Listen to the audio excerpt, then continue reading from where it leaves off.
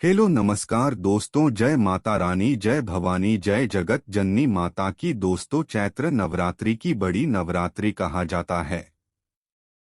चैत्र नवरात्रि के पहले दिन शुभ मुहूर्त में कलश स्थापना करते हुए मां के पहले स्वरूप शैलपुत्री की उपासना की जाती है।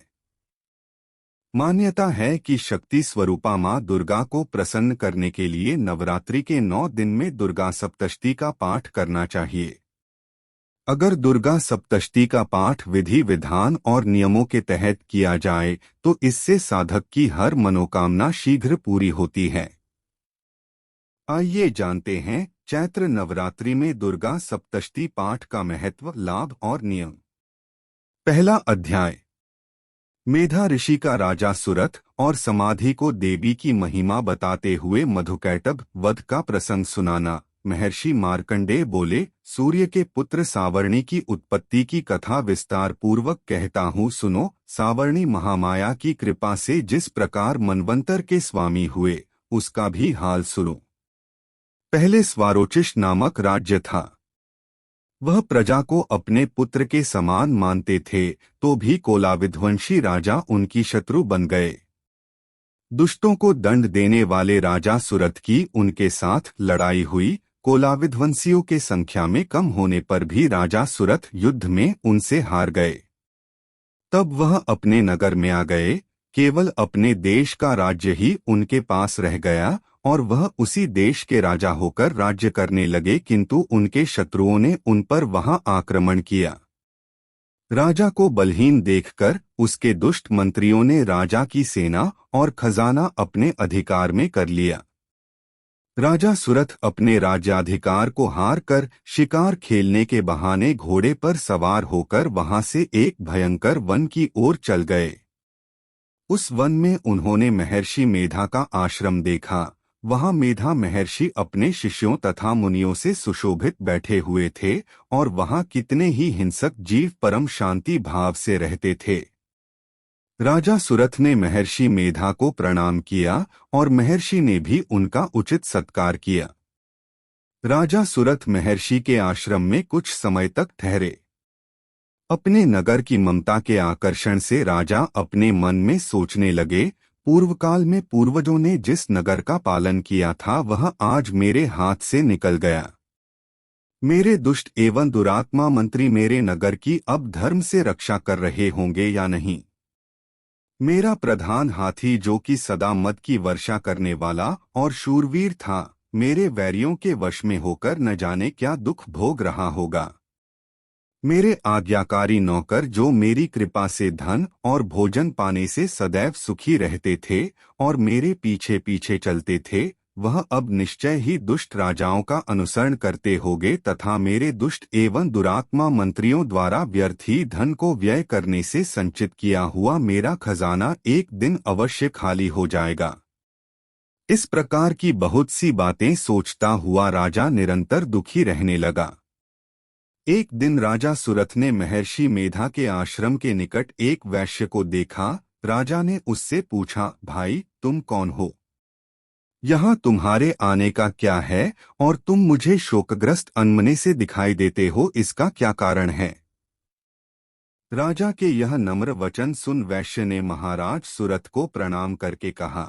वैश्य बोला, राजन, मेरा नाम समाधि है।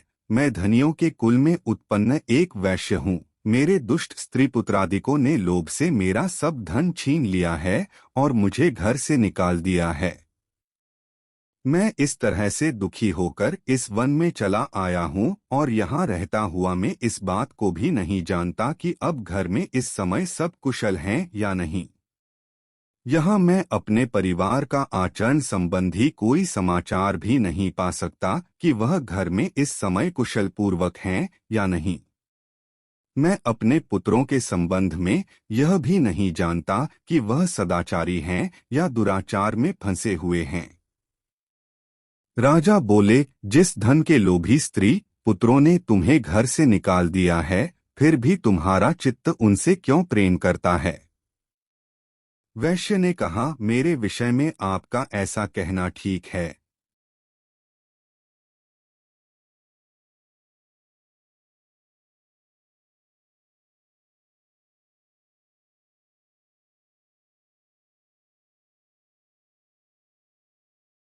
हे महामते, मेरा मन फिर भी उनमें क्यों फंस रहा है, इस बात को जानता हुआ भी मैं नहीं जान रहा। मेरा चित्त उनके लिए दुखी है। मैं उनके लिए लंबी लंबी सांसें ले रहा हूँ। उन लोगों में प्रेम नाम को नहीं है, फिर भी ऐसे नेह स्नेहियों के लिए मेरा हृदय कठोर नहीं होता। हर्ष मार्कंडेय जी ने कहा, हे ब्राह्मण। इसके पश्चात महाराज सुरथ और वह वैश्य दोनों महर्षि मेधा के समीप गए और उनके साथ यथायोग्य न्याय संभाषण करके दोनों ने वार्ता आरंभ की। राजा बोले, हे भगवन, मैं आपसे एक बात पूछना चाहता हूँ, सो आप कृपा करके मुझे बताइए। मेरा मन अधीन नहीं है, इससे मैं बहुत दुखी हूँ। राज्य धनादिक की चिंता अभी तक मुझे बनी हुई और मेरी यह ममता अज्ञानियों की तरह बढ़ती ही जा रही है। और यह समाधि नामक वैश्य भी अपने घर से अपमानित होकर आया है। इसके स्वजनों ने भी इसे त्याग दिया है। स्वजनों से त्यागा हुआ भी यह उनसे हार्दिक प्रेम रखता है। इस तरह हम दोनों ही दुखी हैं। हे महाभाग, उन लोगों के अवगुणों को देखकर भी हम दोनों के मन में उनके लिए ममता जनित आकर्षण उत्पन्न हो रहा है। हमारे ज्ञान रहते हुए भी ऐसा क्यों है? अज्ञानी मनुष्यों की तरह हम दोनों में यह मूर्खता क्यों है? महर्षि मेघा ने कहा, विषम संतुओं को है। सबों के लिए विषय पृथक पृथक होते हैं। कुछ प्राणी दिन में नहीं देखते और कुछ रात को, परंतु कई जीव ऐसे हैं जो दिन तथा रात दोनों में देख सकते हैं।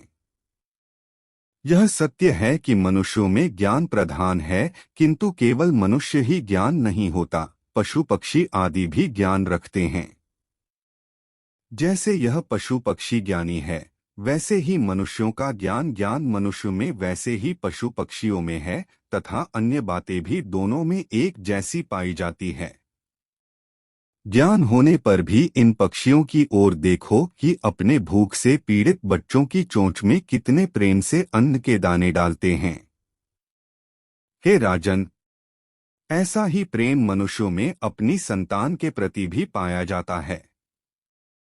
लोभ के कारण अपने उपकार का बदला पाने के लिए मनुष्य पुत्रों की इच्छा करते हैं और इस प्रकार मोह के गड्ढे में गिरा करते हैं। भगवान श्रीहरि की जो माया है, उसी से यह संसार मोहित हो रहा है। इसमें आश्चर्य की कोई बात नहीं, क्योंकि वह भगवान विष्णु की योग निद्रा है। यह माया ही तो है जिसके कारण संसार मोह में जकड़ा हुआ है। यही महामाया भगवती देवी ज्ञानियों के चित्त को बलपूर्वक खींचकर मोह में डाल देती है और उसी के द्वारा संपूर्ण जगत की उत्पत्ति होती है। यही भगवती देवी प्रसन्न होकर मनुष्य को मुक्ति प्रदान करती है। यही संसार के बंधन का कारण है तथा संपूर्ण ईश्वरों की भी स्वामिनी है। महाराज सुरथ ने पूछा, भगवन, वह देवी कौन सी है जिसको आप महामाया कहते हैं? हे ब्राह्मण, वह कैसे उत्पन्न हुई और उसका कार्य क्या है? उसके चरित्र कौन कौन से हैं? प्रभो, उसका जैसा प्रभाव हो, जैसा स्वरूप हो, वह सब ही कृपा कर मुझसे कहिए, मैं आपसे सुनना चाहता हूँ। महर्षि मेधा बोले, राजन, वह देवी तो नित्य स्वरूपा है, उसके द्वारा यह संसार रचा गया है। तब भी उसकी उत्पत्ति अनेक प्रकार से होती है। वह सब आप मुझसे सुनो। वह देवताओं का कार्य सिद्ध करने के लिए प्रकट होती है, उस समय वह उत्पन्न हुई कहलाती है। संसार को जलमय करके जब भगवान विष्णु योग निद्रा का आश्रय लेकर शेषशय्या पर सो रहे थे, तब मधुकैटभ नाम के 2 असुर उनके कानों के मैल से प्रकट हुए और वह श्री ब्रह्मा जी को मारने के लिए तैयार हो गए। श्री ब्रह्मा जी ने जब उन दोनों को अपनी ओर आते देखा और यह भी देखा कि भगवान विष्णु योग निद्रा का आश्रय लेकर सो रहे हैं, तो वह उस समय श्री भगवान को जगाने के लिए उनके नेत्रों में निवास करने वाली योग निद्रा की स्तुति करने लगे। श्री ब्रह्मा जी ने कहा, हे देवी, तुम स्वाहा, तुम ही स्वधा और तुम ही वषटकार हो। स्वर भी तुम्हारा ही स्वरूप है, तुम ही जीवन देने वाली सुधा हो। नित्य अक्षर प्रणव में अकार, उकार, मकार इन तीनों में माताओं के रूप में तुम ही स्थित हो। इनके अतिरिक्त जो बिंदपत अर्धमात्रा है, जिसका कि विशेष रूप से उच्चारण नहीं किया जाता है, हे देवी, वह भी तुम ही हो। हे देवी, संध्या, सावित्री तथा जननी तुम ही हो। तुम इस विश्व को धारण करने वाली हो। तुमने ही इस जगत की रचना की है और तुम ही इस जगत का पालन करने वाली हो।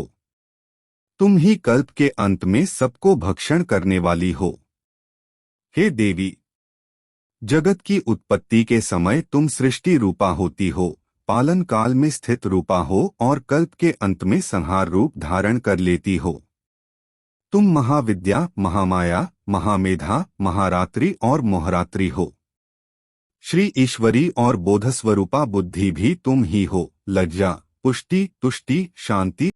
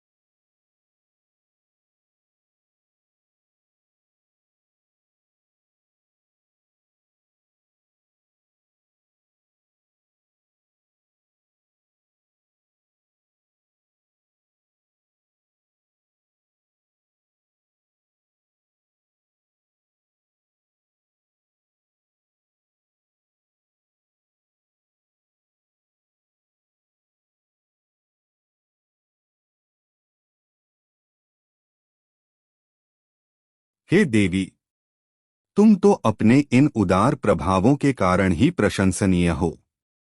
मधु और कैटभ जो भयंकर, इन्हें मोह में डाल दो और श्रीहरि भगवान विष्णु को भी जल्दी जगा दो और उनमें इनको मार डालने की भो। महर्षि मेधा बोले, हे राजन, जब श्री ब्रह्मा जी ने देवी से इस प्रकार स्तुति करके भगवान को जगाने तथा मधु और कैटभ को मारने के लिए कहा तो वह भगवान श्री विष्णु के नेत्र, मुख, नासिका, बाहु, हृदय और वक्षस्थल से निकल ब्रह्मा जी के सामने खड़ी हो गई। उनका ऐसा करना था कि भगवान श्रीहरि तुरंत जाग उठे और दोनों असुरों को देखा, जो कि अत्यंत बलवान तथा पराक्रमी थे और मारे क्रोध के जिनके नेत्र लाल हो रहे थे और जो ब्रह्मा जी का वध करने के लिए तैयार थे। तब क्रुद्ध हो उन दोनों दुरात्मा असुरों के साथ भगवान श्रीहरि पूरे 5000 वर्ष तक लड़ते रहे। एक तो वह अत्यंत बलवान तथा पराक्रमी थे, दूसरे महामाया ने भी उन्हें मोह में डाल रखा था। अत वह श्री भगवान से कहने लगे, हम दोनों तुम्हारी वीरता अत्यंत प्रसन्न है, तुम हमसे कोई वर मांगो। भगवान ने कहा, यदि तुम मुझ पर प्रसन्न हो तो अब तुम मेरे हाथों से मर जाओ। बस इतना सा ही वर मैं तुमसे मांगता हूँ। यहाँ दूसरे वर से क्या प्रयोजन है? महर्षि मेधा बोले, इस तरह से जब वह धोखे में आ गए और अपने चारों ओर जल ही जल देखा तो भगवान श्रीहरि से कहने लगे, जहाँ पर हो सूखी जमीन हो उसी जगह हमारा वध कीजिए। महर्षि मेधा कहते हैं, तथास्तु कहकर भगवान श्रीहरि ने उन दोनों को अपनी जांघ पर लिटाकर उन दोनों के सिर काट डाले। इस तरह से यह देवी श्री ब्रह्मा जी के स्तुति करने पर प्रकट हुई थी। अब तुमसे उनके प्रभाव का वर्णन करता हूँ, सो सुनो।